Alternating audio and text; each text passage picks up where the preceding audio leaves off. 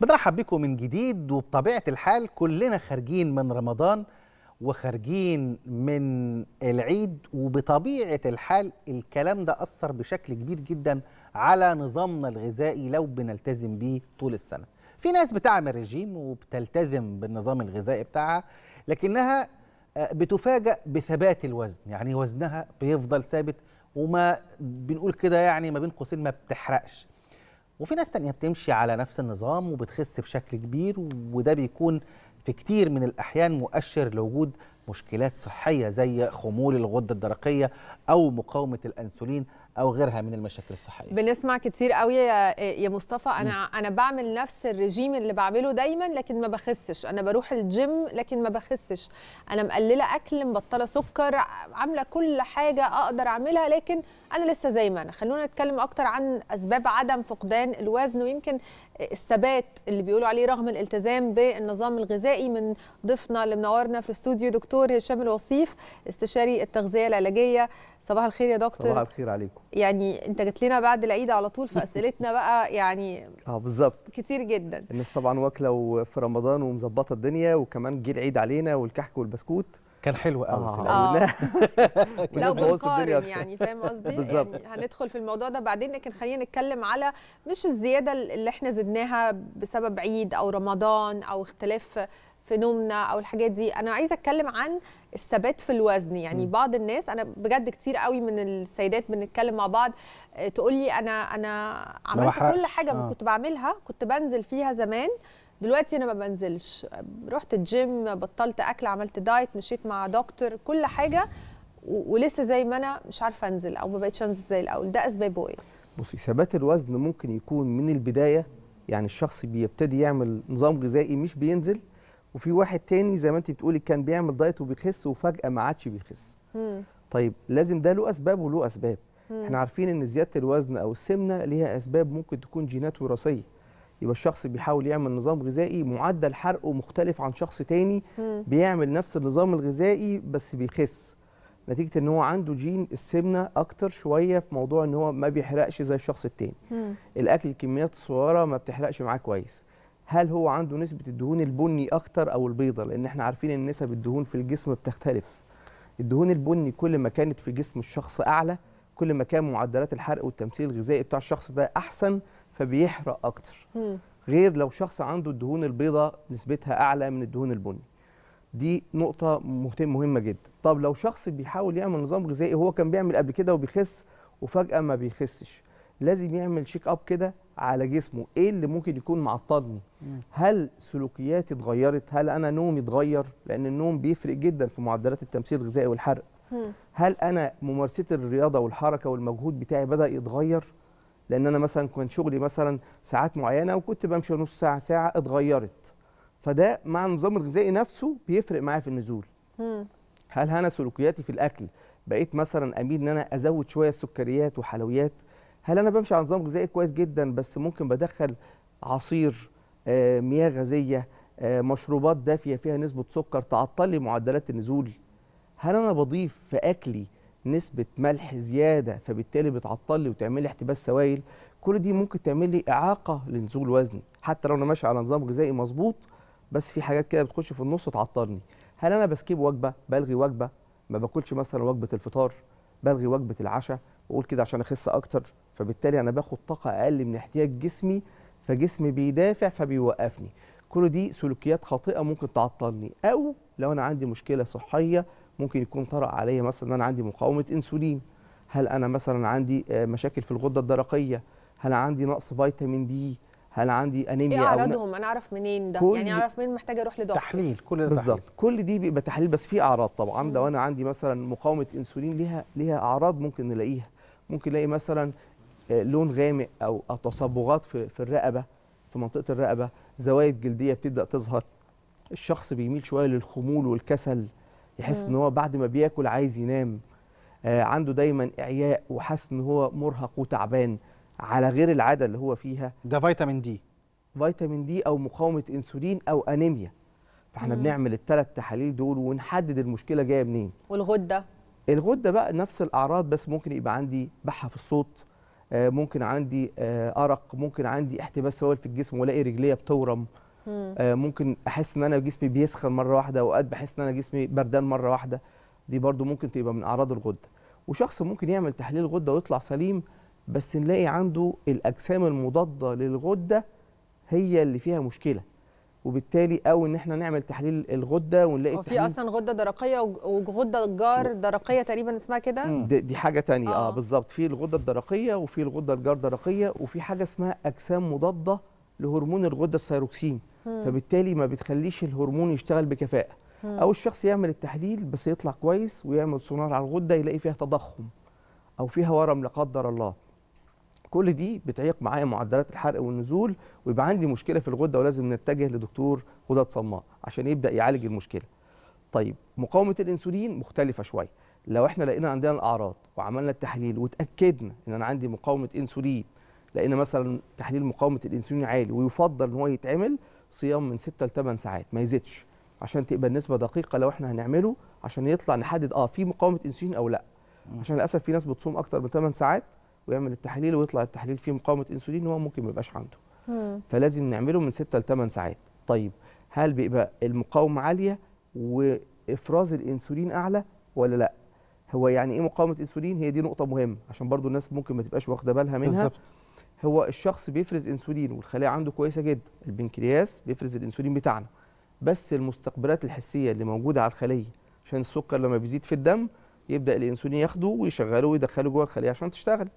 طيب بيحصل المستقبلات الحسيه دي وظيفتها بتبدا تتغير، فبالتالي المفتاح اللي بيركب ده مش موجود، فيبدا الانسولين ما يعرفش ياخد الانسولين الجلوكوز الزياده في الجسم او السكر يشغله في الخليه، يتراكم السكر في الدم، يتحول مع الانسولين الزياده لان بيطلب من البنكرياس افراز انسولين اعلى، لان هو السكر لسه عالي مش عارف يشغله، فيبدا ياخد السكر ده يخزنه في جسمي في صوره دهون، وكمان يطلب من بنكرياس افراز انسولين اعلى.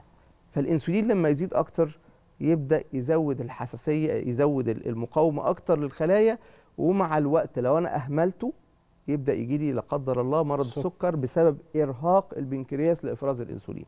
طب نعرف منين هذه الاشياء؟ يعني لو انا ما بحرقش حلو، اعرف منين هل ده انسولين او قوه انسولين ولا غده درقيه ولا فيتامين دي؟ يعني احدد ازاي الامر ده واتابعه ازاي يعني بشكل علمي ودقيق؟ التحليل والاعراض اللي احنا قلنا عليها اول مؤشرات نبدا نحدد عليها الشخص ده عنده مقاومه انسولين او لا. طيب هل انا وزني زاد في الفتره الاخيره؟ برضو من الحاجات اللي ممكن تقول ان انا عندي مقاومه انسولين. بنسبه 80 ل 90% من الاشخاص اللي بيبقى عندهم زياده في الوزن، وخصوصا لو مكتسبه في وقت صغير، يشك انه عنده مقاومه انسولين. السيدات والبنات اللي بيبقى عندها تكيسات مبايض ممكن يبقى عندها مقاومه انسولين، وده ممكن يتعالج. يعني الشراهه في اكل السكر او الحاجات اللي هي بتدل على مقاومه، هل ممكن علاجها بدواء او كده لوقف هو تدهور هذا؟ هو ليه بيحصل مقاومه انسولين؟ يعني ايه اللي بيخلينا نخش في القصه دي؟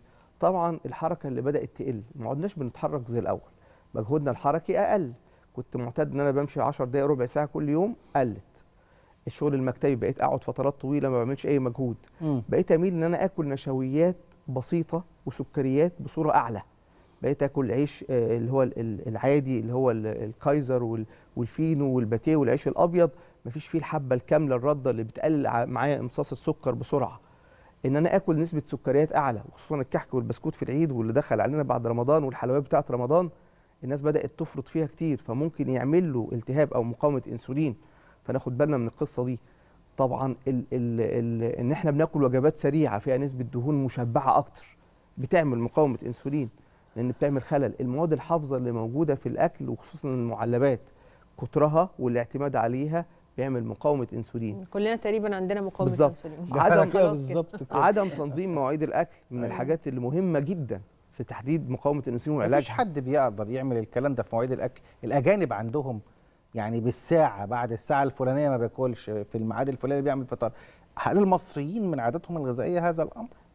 ودي من الحاجات المهمه لو انا دخلتها في حياتي انا هتعود عليها زي الشغل بتاعي بالظبط. لو انا ربطتها بمواعيد اكل، مواعيد الاكل بمواعيد شغلي، بمواعيد صلاه، بمواعيد حاجه مرتبط بيها في الحياه بتاعتي، انا خلاص بقيت اكل في ميعاد معين. وسبحان الله لما بتحدد ميعاد لاكلك بيبدا مخك يبرمج الجسم ان مش هيجوع ولا هياكل غير في المواعيد الثابته دي، بخلاف لو انت متغير في مواعيد اكلك. انا بفطر النهارده الساعه 9 وبكره فطرت الساعه 11 وبعده الساعه 1 الظهر، الجسم مش هيفهم ولا المخ هيفهم. فبالتالي انت بتدخل معدتك اكل في مواعيد متغيره، جسمك هيدي اشاره او المعده هتبعت انا عايز اكل في الميعاد ده، فبالتالي يبدا الجسم ما يتعودش ان في اكل في ميعاد ثابت، فيبدا يضطر ان هو ياكل اكتر او ان هو ياكل وجبته، وبالتالي في الميعاد التاني اللي هيجوع فيه فهيلقط. دي عايزه حمله صحيه دي يا دكتور. هيلقط، ما هي دي النقطه، هتلاقيك بتلقط في حاجات غلط، بسكوتايه، كوبايه عصير، حاجه كلتها غلط وانت ماشي. الحاجات دي بتعطلني، هي بتخليك ما تخسش زي ما انت عايز، بس مش هتزودك لو انت متبع نظام غذائي، بس مش هتخليك تخس ويعمل ثبات وزن اللي احنا بنقول عليه. طيب غير ثبات الوزن، في بعض الناس بتفضل يعني 6 شهور 7 شهور عامله دايت وتخس وزن كتير قوي من 5 ل 6 ل 8 كيلو حتى. اول ما بتوقف الدايت بتاعها وترجع لاسلوب حياه طبيعي واللي هو احنا مش معقول هفضل طول عمري بعمل دايت، يعني مش معقول طول الوقت هفضل بعمل دايت، بترد بسرعه جدا وبتتخن بسرعه جدا اللي هي خسته، لا بل بالعكس كمان ممكن تكسب وزن ازيد من اللي كانت عليه قبل كده. ده بيبقى سببه ايه؟ دي نقطه مهمه. الناس اللي بتتبع نظام غذائي هي مفروض تقلل النظام الاكل بتاعها او الطاقه اللي داخله جسمها تدريجي، ولما تيجي تطلع منه لازم تطلع تدريجي، ولازم تطبق اللي انت اتعلمته. هو المشكله ايه؟ ان انا النهارده عندي وزن زياده ورايح اعمل انقاص وزن. اولا انا بقلل كميات الطاقه اللي داخله جسمي، ان انا كنت باخد 3000 سعر حراري، انا قللت 500 700 بقيت اخد 2000 ونص 2300 مثلا، بقيت اخد 1000 ونص 1200 1700 على حسب كل طاقه كل جسم. فبالتالي هو بدا يقلل الطاقه اللي داخله، نوعيات الاكل ومواعيد الاكل بدات تتغير، مجهوده الحركي بدا يتغير، هو بدا يغير لايف ستايل. هل معناته انه هيعيش عليه طول عمره؟ هيعيش عليه طول عمره، بس لازم يبقى في حاجه اسمها بنزين وفرامل. انا لازم ابقى حاطط في دماغي كده، مش النهارده بعمل نظام غذائي ومنظم نفسي وفجاه بطلع لكل حاجه غلط بالطريقه الغلط اللي انا كنت عليها، زي المدمن بالظبط. كان بياخد حقن وبياخد علاج او بياخد حاجات بتأديه ان هو بقى مدمن للحاجات دي، والنهارده اتعالج من الادمان، وبعد الادمان عايز يرجع للحاجات الغلط تاني، ما هو يبقى مدمن. هو لازم يبقى فاهم انه هيطلع لاسلوب حياه صحي، حتى لو هياكل اللي نفسه فيه بس كميات صغيره وبنظام اللي زي ما هو اتعلم، هو مش هيرجع بسهوله. وزي ما احنا قلنا لازم يطلع تدريجي، ولازم يبقى فيه ايام اوف وايام اون. لازم اعمل يوم هظبط فيه ويوم هريح فيه، وجبه ووجبه، ما يبقاش ان انا هرجع لنفس السلوكيات الخاطئه. لان زي ما احنا عارفين ان الاكل الخاطئ معروف طاقته عاليه، سكره عالي، ما بيخلي الجسم يخش في مرحله مقاومه الانسولين، فبيرجعك لنفس المشكله. طب انا اتعالجت وبقيت كويس، هتلاقي اصلا معدتك ما عادش بتعرف تاكل زي الاول. يعني انا قبل ما اعمل نظام غذائي واتبع نظام غذائي صحي عشان اعمل انقاص وزن، انا كنت باكل كميات كبيره، بعد كده اجي اكل هتلاقيك بتاكل كميه صغيره اصلا. ماشي. طب ليه في بعض الانظمه الغذائيه زي الكيتو مثلا جميل الناس تخس عليه 10 15 كيلو حلو وترجع مره واحده؟ مظبوط. ليه؟ مع ان مفروض ان الجسم زي ما حضرتك قلت كده اتبرمج عصبيا على ان هو مستقبلاته تبقى كده. ليه سبب العوده سريعا رغم سبب فقدان ده في ناس في شهرين 3 10 15 كيلو، وده طبعا ما بيحصلش الا بعمليه. مظبوط صح الكلام ده؟ مظبوط. ليه بقى يا فندم؟ الكيتو حاجه مش بتعتمد على البرمجه، بتعتمد على حاجه اسمها عمليه التمثيل الغذائي اتغيرت. فانت بقى المصدر الاساسي للطاقه بتاعك الدهون وليس الجلوكوز السكر. فبدا الجسم يتبرمج ان الدهون المصدر الاساسي للطاقه، بيعمل حاجه اسمها كيتوجينيسيس. عمليه الكيتو اللي بتحصل في الجسم دي بتطلع الاجسام الكيتونيه، الكيتون بادي، هي دي المصدر الاساسي للطاقه مش الجلوكوز. فبالتالي انت عودته على طريقه معينه، لو دخلت مصدر جلوكوز انت هتزيد اكتر من الاول لانك رجعت زي الاول. طب ما حدش يقدر يعمله اكتر من شهرين يا دكتور، لذلك الناس بالظبط. يبقى هو مش اساسي في انك تحافظ على حياتك، مش لايف ستايل، يعني ما ينفعش اعيش عليه. هو وسيله لانقاص وزن وليس نمط حياه بيتغير، بخلاف لو انت بتتبع نظام غذائي صحي عادي تاكل فيه الوجبات بتاعتك كامله، تاخد فيه نشويات عيش ورز ومكرونه، تاخد فيه بروتين الوجبات الكامله بتاعتك، اللحمه والفراخ والسمك والتونه والبيض، الحاجات اللي فيها الاحماض الامينيه الكامله، بتاخد فيه نسبه دهون بس بنسبه اقل. انت كده خدت الالياف بتاعتك من الخضروات والفواكه، انت كده خدت وجبات كامله. ده ساعتها لما تبدا تاخد النظام الغذائي الصحي وتاخد احتياجاتك من كل حاجه، لما تيجي تبوظ مش هتزيد بسهوله، مش هتطلع انك جسمك يزيد تاني مره بسرعه. بتلاقي الشخص بيحافظ حتى لما بيزيد ممكن ياخد شهرين 3 عشان يزيد كيلو و2. وهو بيلخبط. بخلاف لو هو عامل كيتو، لما بيسيب الكيتو هو ممكن يطلع 2-3 كيلو في الاسبوع. احنا كل فتره كده بيطلع موضه لحاجه معينه، وقت يقول لك مثلا الكيتو ده احسن حاجه، ويطلع كل الناس تتكلم عنه، كل النيوتريشنست يتكلموا عنه، وفي الاخر وطلع ليه اضرار بعدها بشهرين 3 يقول لك دي الدراسات اثبتت ان الكيتو ده شكله 1 2 3. يجي الصيام المتقطع يقول لك هو ده التوب دلوقتي وده احسن حاجه وكل الناس بتتبعه، بعدها بشهرين 3 يطلع دراسات تقول لك مش شكله 1 2 3. هل النهارده في اي نظام من الانظمه دي هو المتفوق او اثبت انه ده اللي يقدر، لو انت جاي لك حد او حاله بتقول لك انا محتاجه انزل 5-6 كيلو سريعا جدا، انا كسبتهم وعايزه عندي فرح، عندي خطوبه، عندي ايا كان عندهم ايه، ومحتاجه انزل في وقت بسرعه، في نفس الوقت ما اخسرش من صحتي، لانه الوزن الكتير ده لما بنزله بخسر بقى من الانرجي اللي عندي، شعري بيقع، الحاجات دي كلها. ايه اللي بتنصح بيه من الانظمه دي؟ كل الناس مش زي بعض، على حسب المشكله اللي قدامك انت بتبدا تشتغل. طبعا كل نظام، احنا عندنا انظمه من ساعه ما ابتدى الدايت وكل يوم بينزل نظام جديد. الصيام المتقطع والكيتو دول اخر حاجه نزلوا، وهم حلوين ومناسبين جدا للناس اللي عندها مقاومه انسولين، بس طبعا تحت اشراف طبي، وبيتاخدوا فترات زي ما انت قلت، فترات قصيره مش فترات طويله، عشان يبدا يعالج له مشكله الجلوكوز ومقاومه الانسولين اللي بتحصل. بس هل يعيش عليه؟ لا. انا بحب دايما بحاجه اسمها البالانس دايت.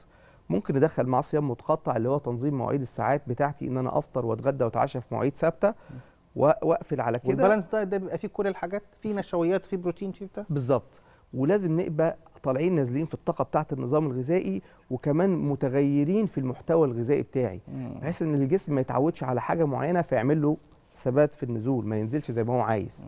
وبرده نفس القصه لو انا باخد نظام زي الكيتو او الصيام المتقطع، هو مش غلط، بس لازم يبقى تحت اشراف ويبقى وقت معين، ما يبقاش استمرار. وممكن اطلع منه تدريجي لنظام عادي بالانس دايت، بحيث ان الجسم برده ما يطلعش تاني بسهوله. ولازم يبقى فيه حاجه اسمها ان احنا دايما بيبقى منظومه متكامله، لازم يبقى فيه نظام غذائي مش معاه ان انا قاعد في البيت، لازم يبقى فيه على الاقل 10 دقائق، ربع ساعه، نص ساعه مشي يوميا حتى لو في البيت. دخلهم في صوره حياتك، في صوره تروح سلم نزول سلم، اركن بعيد شويه العربيه وامشي، لازم يبقى فيه مجهود حركي، شويه سويدي، ضغط بطن. بالظبط، لازم يبقى فيه مجهود حركي ورياضه. سبحان الله، ربنا قال في القرآن وامشوا في مناكبها وكلوا من رزقه وإليه النشور. لازم نمشي ولازم ناكل الاثنين، وقال لك وامشوا وكلوا الاثنين. فاحنا لازم يبقى في مشي وحركه، ولازم يبقى في نظام غذائي صحي نتبعه عشان نبدا نحصل انقاذ وزن. على اي حال كل المصريين بالتاكيد يعني متاثرين بشهر رمضان وبكحك العيد وبدخول حلويات، يعني اللي محافظ فيهم حتى يعني هيلاقي ان هو الدنيا يعني يمكن ايه الساعه البيولوجيه وخلافه اثر عليه. لازم نرجع تاني، لازم نبتدي ننظم وجباتنا. دكتور هشام اتكلم تحديدا عن المواعيد الخاصه بالاكل ان هي بتاثر جدا، اتكلم عن فكره الصيام المتقطع ان هي بتاثر جدا. اشكال كتير يمكن بتتغير من جسم الاخر، ودي بيوصفها الدكتور المعالج، ولكن بتبقى في النهايه يعني تنظيم هذه الحاجات للجسم هو يعني القاسم المشترك في كل ده. بنشكرك يا دكتور هشام، دكتور هشام وصيف، استشاري التغذيه العلاجيه، على كل هذه النصائح والمعلومات. عفوا، شكرا جزيلا لحضرتك.